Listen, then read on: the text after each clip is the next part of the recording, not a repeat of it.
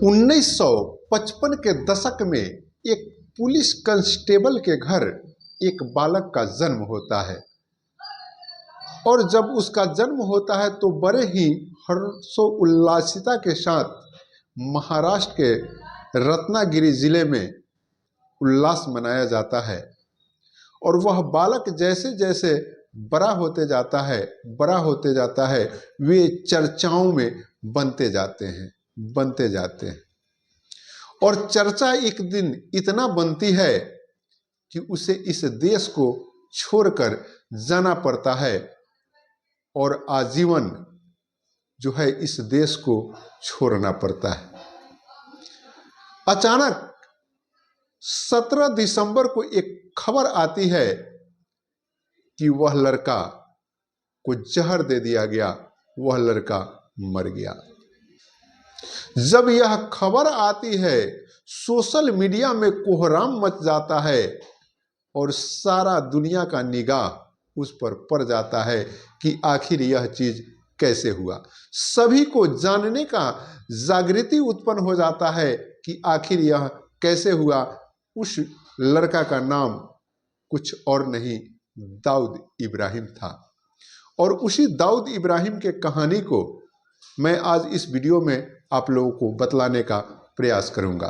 तो नमस्कार, आदाब, सत श्री अकाल। मैं भागीरथ ठाकुर आज जो आपको सच्ची कहानी सुनाने जा रहा हूं, यह सच्ची कहानी अंडरवर्ल्ड के बहुत बड़े डॉन दाऊद इब्राहिम की है। दरअसल महाराष्ट्र के रत्नागिरी जिले में एक पुलिस कांस्टेबल के घर 1955 में दाऊद इब्राहिम का जन्म होता है और उसकी शिक्षा दीक्षा बड़े ही अच्छे स्कूलों में होने लगता है। माँ बाप की लालसा होती है कि हम अपने बच्चे को उच्चाधिकारी बनाए। बच्चा भी बड़ा लगनशील होता है, बड़ा तेज होता है और धीरे धीरे वह बड़ा होने लगता है।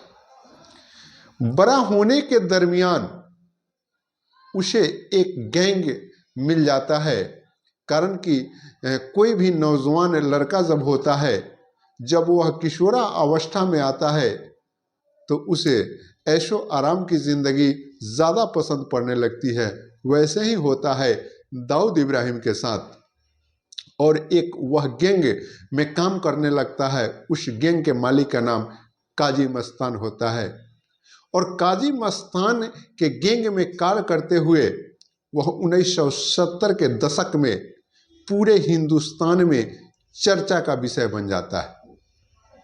जो महाराष्ट्र से चर्चाएं उठती है वह चर्चाएं पूरे हिंदुस्तान में फैल जाती है और देखते ही देखते वह जो है अमीरों के लिस्ट में आकर के शामिल हो जाता है और समय आ जाता है 90 के दशक का और 90 के दशक में वह लड़का जो है एक सीरियल बम ब्लास्ट करता है।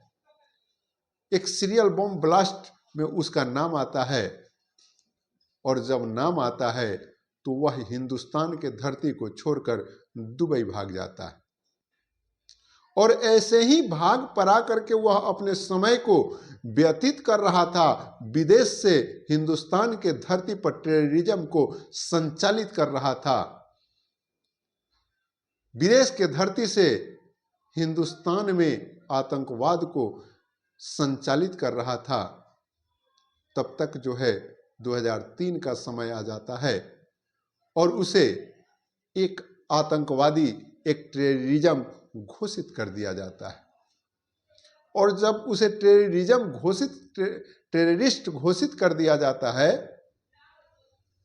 तब जो है वह अब हिंदुस्तान के धरती पर चोरी छुपे ही आ सकता है और वह अब एक नया आशियाना, नए जगह की तलाश करता है और वह जगह उसको मिलता है पाकिस्तान के कराची का और पाकिस्तान के कराची में वह रहने लगता है और वहाँ के आला कमान से उसकी पैठ हो जाती है।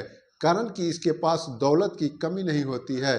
और पाकिस्तान का सोच होता है कि जो हिंदुस्तान के धरती पर आतंकवाद फैलाएगा, हिंदुस्तान के धरती को जो तबाह करेगा, उसको हम संरक्षण देंगे। यह उनका गोपनीय मानसिकता उस समय का था और उसी मानसिकता के तहत दाऊद इब्राहिम को पाकिस्तान में जो है संरक्षण मिलता है और अब वहाँ वह बड़े आराम से रहने लगते हैं। और इसी बीच वहाँ के क्रिकेटर से उनकी बेटी का शादी हो जाता है और भी वह वहाँ अपना एक स्थान हो जाते हैं, कारण कि पाकिस्तान के वह संबंधी हो जाते हैं। कारण कि जो समधी होता है वह छोटा नाम नहीं, वह एक बड़ा नाम होता है जिसे मियाँ दाद के नाम से पूरे दुनिया के लोग जानते हैं। वही दाऊद इब्राहिम का एकाएक चर्चा आता है 17 दिसंबर को कि उसे किसी ने जहर दे करके मार दिया है। और जब यह खबर आती है तो पूरी दुनिया में सोशल मीडिया के माध्यम से एक आग सा लग जाता है। सभी लोग इस बात को जानने का प्रयास करने लगते हैं, सभी लोग इस बात को तहकीकात करने लगते हैं कि आखिर सच्चाई क्या है। जब 17 दिसंबर को एकाएक पूरे पाकिस्तान में इंटरनेट सेवाओं को बंद कर दिया गया, वह चाहे गूगल हो या यूट्यूब का प्लेटफॉर्म हो या कोई भी प्लेटफॉर्म हो, जो सोशल मीडिया का जो भी प्लेटफॉर्म था उसको बंद कर दिया जाता है। और जब बंद किया जाता है तो लोगों को एक यह भरोसा होता है, वहाँ के मीडिया को यह बातें आती है कि कहीं न कहीं से पाकिस्तान में कुछ विशेष चीज होने वाला है, तभी इन तमाम चीजों को बंद कर किया गया है। कारण कि लोग का अंदेशा जताने का रीजन भी था और रीजन यह था कि दाऊद इब्राहिम का मृत्यु अगर इस तरह होता है तो सेना में जो है बहुत बड़ा बवाल होगा, सेना जो है असंचालित होने लगेगा। कारण कि पाकिस्तान के सेना पर जो है दाऊद इब्राहिम का बहुत बड़ा पकड़ है और इस सोच से मीडिया को यह लगा कि पाकिस्तान गड़बड़ा गया है, पाकिस्तान की सरकार गड़बड़ा गई है और इसलिए एकाएक जो है इंटरनेट सेवाओं को बंद कर दी है।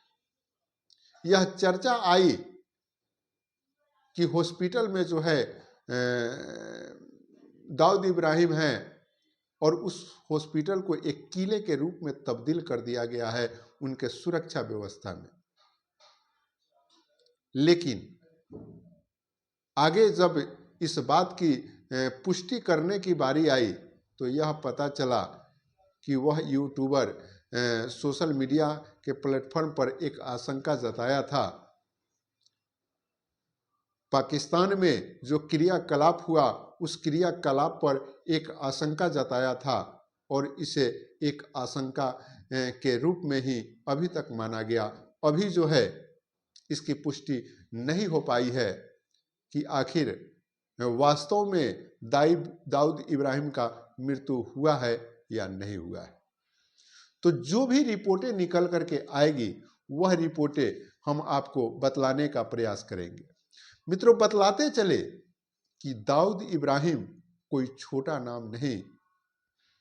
यूरोपीय देशों से लेकर दक्षिण एशिया से लेकर तमाम कम से कम 1 दर्जन से ज़्यादा देशों में जो है इस दाऊद इब्राहिम का बहुत बड़ा कारोबार है, बहुत बड़ा कारोबार है और उसके आमदनी से पाकिस्तान सरकार का भी कहीं ना कहीं से कार्य चलता है और इसलिए इस नाम का धाक पूरे पाकिस्तान में है।